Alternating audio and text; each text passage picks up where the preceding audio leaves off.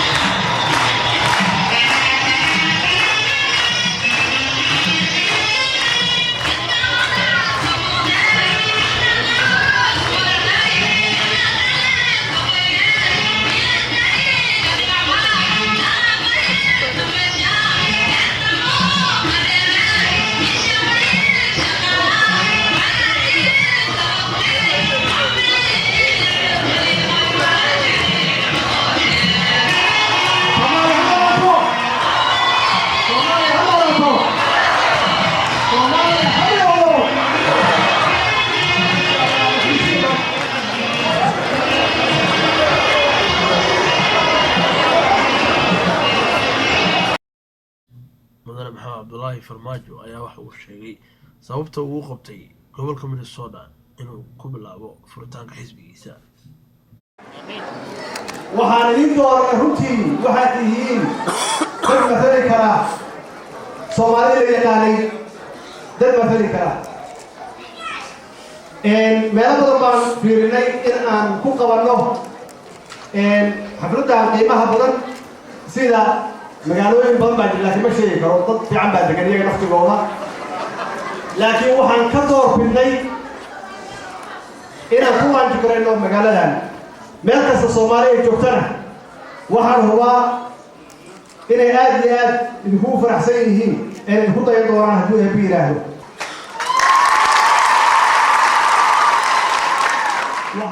mudane Maxamed Cabdullaahi Farmaajo waxaa kaloo ka warramay waxqabadkiisii xilligii uu ka ahaa ra'iisul wasaaraha dowladda ku meel gaarka ee dalka Soomaaliya. intaan gudaha ku gelin principalska waxaan rabnaa inaan hortaan principalska iyo mabaadi'da ururkaan hor u gelin inaan hal hadal iraahdo oo baryaha idaacadaha ka soo socday oo dad maybe si xun u turjumeen inaan wax ka iraahdo sababta ku tagay Soomaaliya oo barnaamijka ku noqday dad badan baa isweydiinaya laakiin waxaan leeyahay haddii la yiri maxaan farmaajo dhaqaalaha ma wada waa run dhaqaalaha ma wada ilaah la markhaati ka ah inaan waxba kala soo tagin waxaa la yiri ciidan ma wadan waa run ciidan ma wadan laakiin ciidankii joogayaan tageeyay oo xaqa wuxuu lahaayeen iyo waxay dhimaayeen oo ay ka mid tahay noloshoodii inaan kala digarayno koodi dhaawacma inaan daaweyno kii dhinta carruurtiisa inaan mushahar u wadno waa tayeen ciidankii oo waxay lahaayeen dhimaayeen yaan siin استراتيجية لكن ولا تجي ماشي استراتيجية ولا تجي استراتيجية لا تجي أو مدحوينها ويقصوا شيء أنتي انترفيو ولا قاعد وهربي برلمان كانوا كهر آخرين أنا بدي أفصل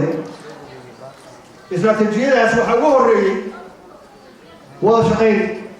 هو مدى الصوماليين لما توكي سنة صوت أفريقيا يوحي كون ريبة إلى عيد ولا شقين أو مداخل الإحراضات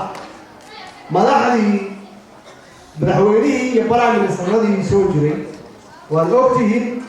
خلافات من يهريي تاسوت جدي إن بحيراتين وحور مرة لكاروه وعند الله قالي قالي ولا شقين بوحدة إلا لقى هلو بدحوينها يبرع من السركة إن laga helo prime minister iyo wasiiradiisa oo u shaqeeyo si team waa u shaqeeyo Ilaahay oo ugu guuleeyay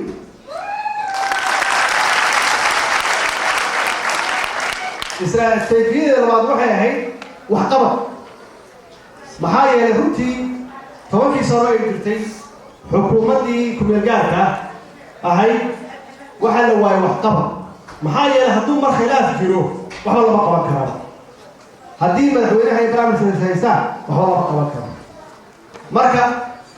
marka la hormariyo wada shaqeyn wax waa la qaban karaa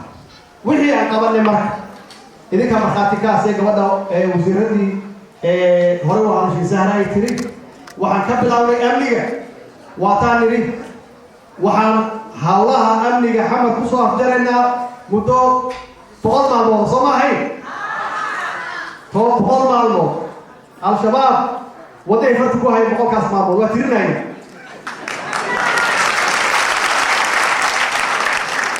waxay lahaayeen wiil baa dhamaaday maxaa soo socda wiil kala ku xigsaday ilaa markii ugu dambeysay aan qabanay wasaaradda gaashaandhigga warshada caanaha ee maxamed African Village qayb ka mid ah bakaaraha jidkii Sodonka ilaa Sinai Boonero dhan ilaa aan qabanay oo aan ogaanay inay burbureen oo aan weliba dhaawac u geysanay ninkoodii ugu sarreeyay oo la oran jiray Faisal Fasuur Abdullahi Maxamed oo ahaa nin wakiil u ahaa al-Qaacida Soomaaliya iyo Afrika wakiil uga ahaa taasna waxaa lagu gaaray ciidanka qalabka sida oo aan tayeennay oo waxay u baahnaayeen aan siinay raashinkii ay waayeen aan dib ugu soo celinay mushahar joogta aan u sameynay koodii dhaawacma aan daaweynay kii dhintaana aan carruurtiisa iyo caaidiisa ka warqabnay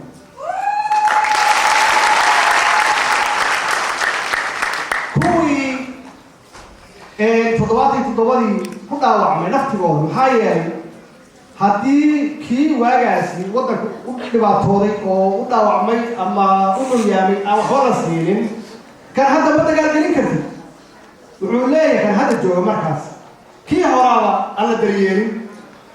sidee aniga aan u dhiman karaa markaasi waxay kaliftay in tayadii iyo geesinimadii iyo dadnimadii ciidanka qalabka siday ee Soomaaliyeed oo lagu yaqaan geesinimada inay la soo noqdaan wixii lagu yaqaan taasana waxay keentay in shabaab baacsado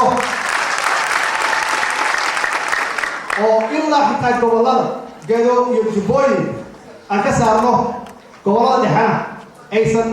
inch wax la mid ah aysan soo haweysan taasna waxaa kalifay in ciidankii qiimahoodii iyo sharafkoodii aan soo celin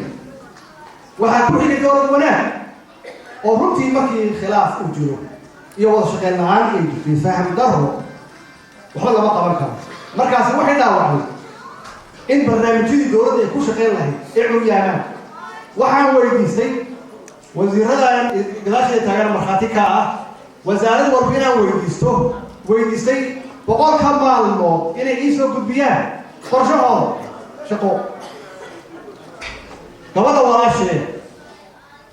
oo Maryam Qaasim oo caawa meesha sida fiican oo qiimaha lagu hadashay waxay ii keentay waxaa ka mid ahaa inay soo tiri waxaan aruurinayaa 400 caawo oo agoona oo maxaan ku raahdaa ka yimid maxaan ku raahdaa guryo aan dab ka shidneen ay tiri qorsheeyay ku jiraan lacagtaas ilmahaas 400 aan ku xanaaneyn doono halkaan soo dhig ilaahay wuxuu kalifay bil gudaheedii 400 carruur oo agoon u badan oo daryeel u baahan inaan siineynay quraan iyo qado iyo waxbarasho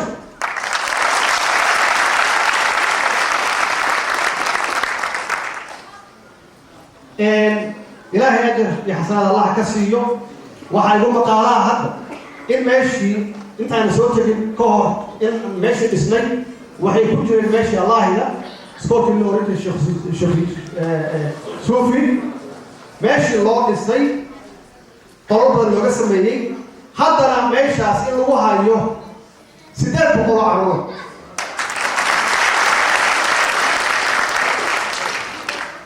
dhanka ciidanka dhanka waxbarashada hadda wax la koobi kara ma aha runtii laakiin waxaa ugu weyn runtii in shaqaalihii dowlad iyo xildhibaanadii ay heleen mushaharkii xaq u lahaayeen nin shaqo uma diri kartid adigoonan reerkiisii iyo carruurtiisii wuxuu xaq u lahaa aan siin shaqo uma diri kartid ilaa haddana mushaharku loo socdaa taasna waxaa keenay runtii barnaamijkii iyo qorshihii aan dejinay yaa keenay dib u heshiisiinta oo wax weyn naftigeeda ka qabanay waxaa ugu weynaa runtii dagaaladii ka dhacay gobolada oo dhowr beero oo waalaa ee halkaasi dhibaatooyin waaweyn soo geysan lahaayeen ilaahay waa nagu guulay dhaqaalaan geeni dad mas-uuliyiinaan u dirnay oo dadkaas waalaha kala dhex gala waxaa ugu weyn oo aniga aan sheegan karo oo waxqabashadeeda taasaan marmar aan idhaahda taasaa ugu weyn maxaa yeelay ciidan isoo fadhiya oo midkiiba 500 oo wiil haysta oo diyaar isku ah inay gamta iska guraan oo aan markii intaan dhex tagnay odayaashoodii iyo dadkooda mas-uuliyiinta ahaa aan ka dhex dhalinay nabad ilaa haddana ay nabadda ku joogaan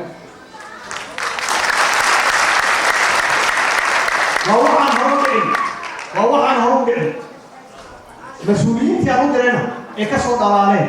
oo hawshaasi si soomaalinimo ah oo islaamnimo ah ay uga soo baxeen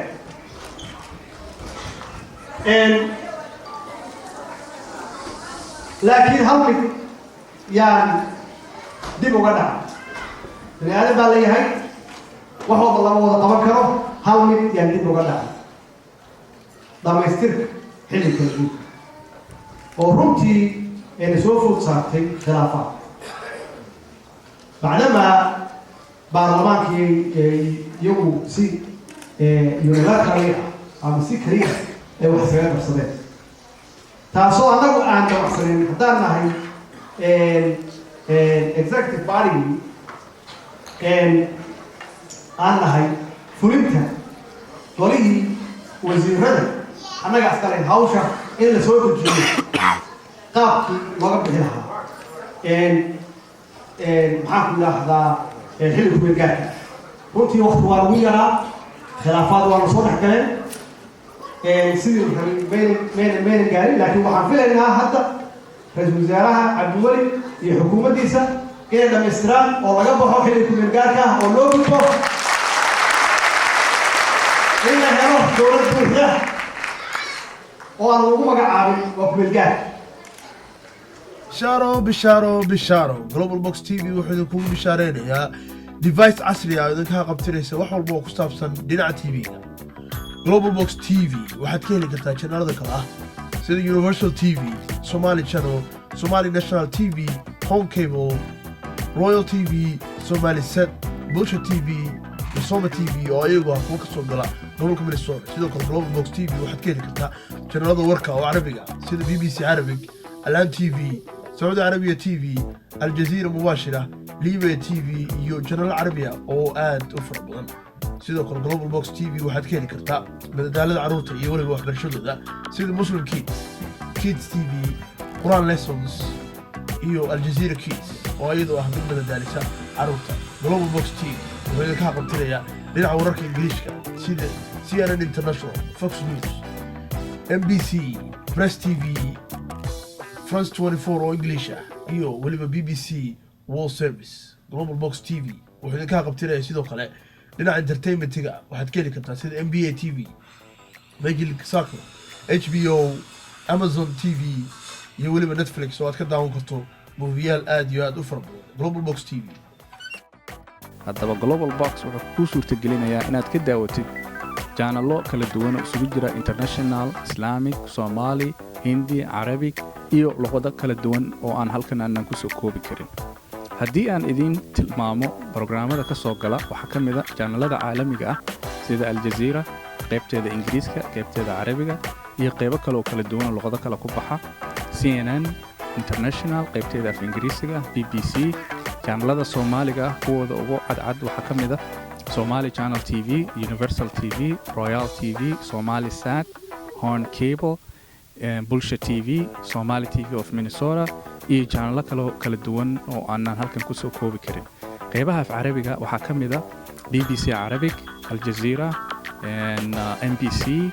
Rotana Cinema iyo channelo kala duwan oo carabi ah oo aanan halkan iyaguna aanan ku soo koobi karin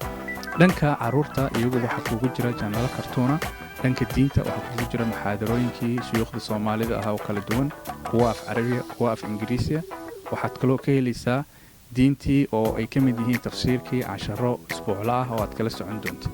haddaba ha moogaanin deviceka casriga ah qiimihiisuna aad u macquul yahay una baahan internet keliya oo aad ku xihan kartid any tv oo aad ka kontroolaysid remotkaaga haddaba ka gaar inta aan lagaa dhammaysan nambarka aad ka heli kartid waa nambarka shaashadda ku soo qoran ama 612-250-3237 website-keena oo ah www.globalbox.tv haddaba nala soo xiriir ama soo booqo xafiisyada ama agencies-ka aan ku leenahay Maraykanka, Yurub, Canada iyo Asia.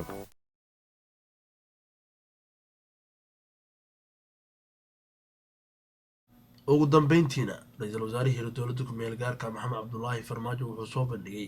xisbigan cusub mabaadi'diisa ururkan principleskiisu wuxuu u taagan yahay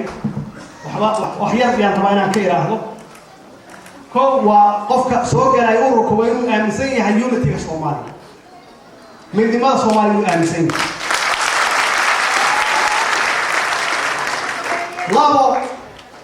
labo inay tahay jiritaanka iyo qaranimada soomaaliya muqadas aan laga bartami karin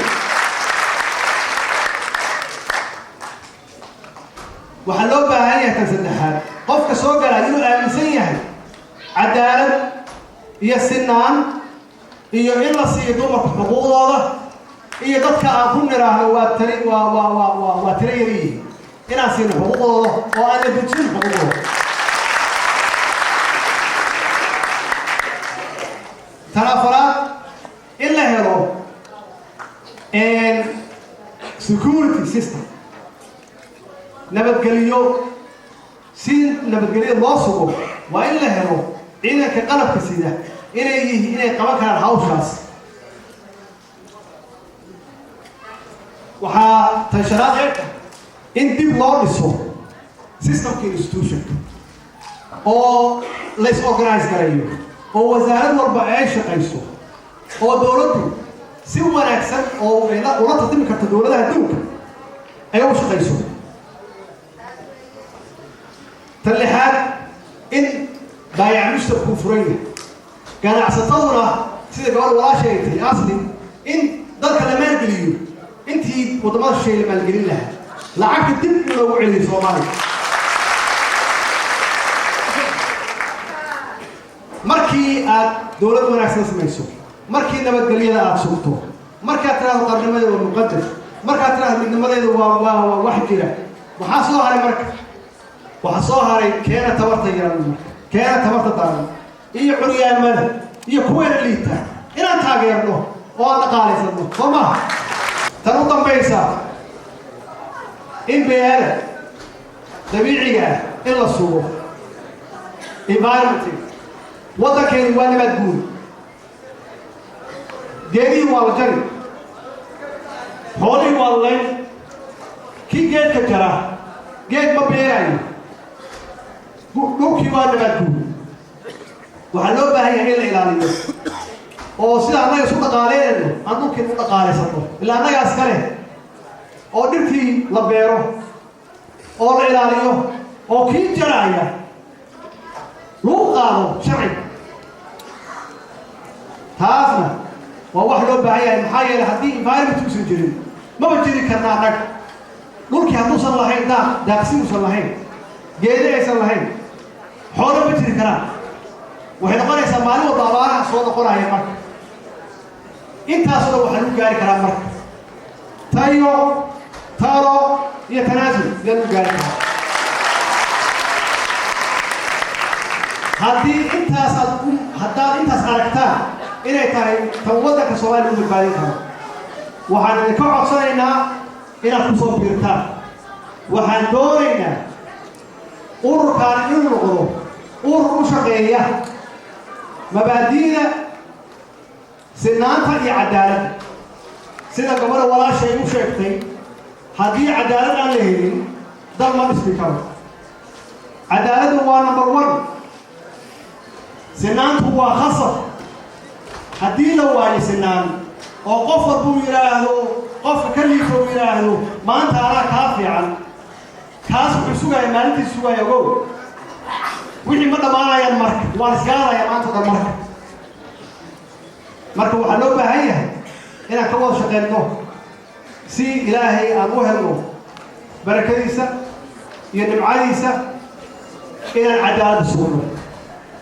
sinaanta aan ka shaqeyno bini aadam baan lahay khaldan waa dhici karaa laakiin ogaada intaasi waa inta diinta islaamka ay sheegayso waddamadaan aan martida u nahayna ay ku najaxeen haddayna annagu aynu mowqifkaas qaadan xaqiiqdii waa lumayna marka walaalayaal ururkaan maaha urur raadinaya xil raadinaya maaha ururkaan waa urur raadinaya xal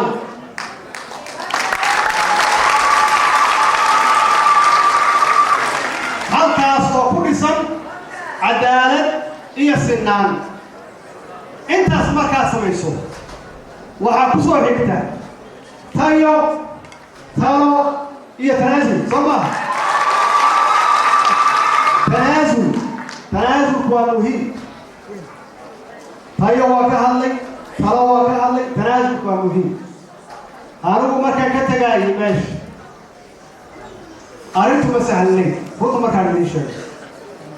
arrintu ma sahlanayn meel adag ayay gaartay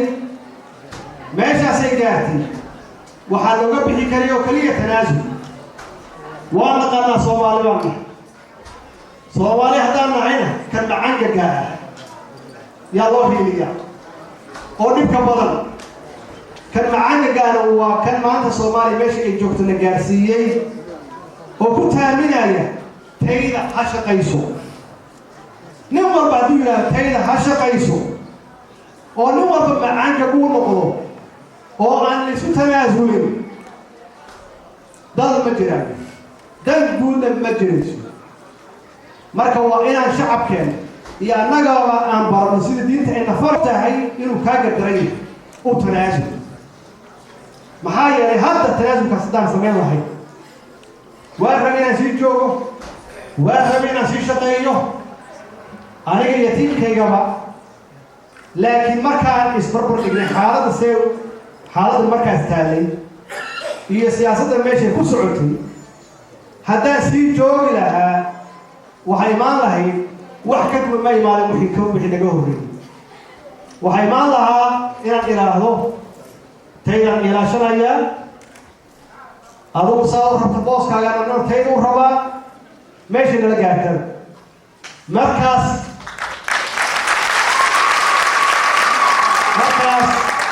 waxaan ka horin mabaadi'dayda ah wada shaqayn iyo waxqabad wada shaqayn ma jirayso oo meeshii baxashku istaagi wixii wax loo qabanayay iyo shacabkii iyo 400 oo caruur oo aan siinanay waa inta ugu yar aan raashinka siinanay oo lagu xirnaa annaga meeshu waa ka bixi shabaab waa sii xoogsanayaan mushaharadaan bixinno waa joogsanaysaa wax alla wixii horumaraan gaarnay dib baa looga dhigay marka wada shaqayn ma jirayso haddaysan wada shaqayn jirinna waxqabad ma jiraayo haddii waxqabad la waayana yaad u faa'iidaysa marka ummadda soomaalimaada faa'iideeyey cadowga soomaaliya u faa'iidaysay marka inaan idhaahdo anu waa tegay laakiin nin walaalkaya in meesha uu taga weeye waa inuu isagu qabto hawsha hore u sii wado maxay ka liftay shabaab inay meesha ka baxeen shabaab inay meesha ka baxeen oo laga adkaaday waxay kalifaysaa in hawsha qabyada ahayd oo kumeelgaarka ah laga baxo oo mid rasmi ah loo gudbo mudan maxamed cabdulaahi farmaajo ayaa waxa uu sheegay in uu qaban doono munaasabado kala duwan oo uu ku bandhigi doono xisbigan ugu dambeyntiisana ay noqon doonto magaalada London. Cabdiyar Gurxan, Royal TV, Minneapolis, Minnesota.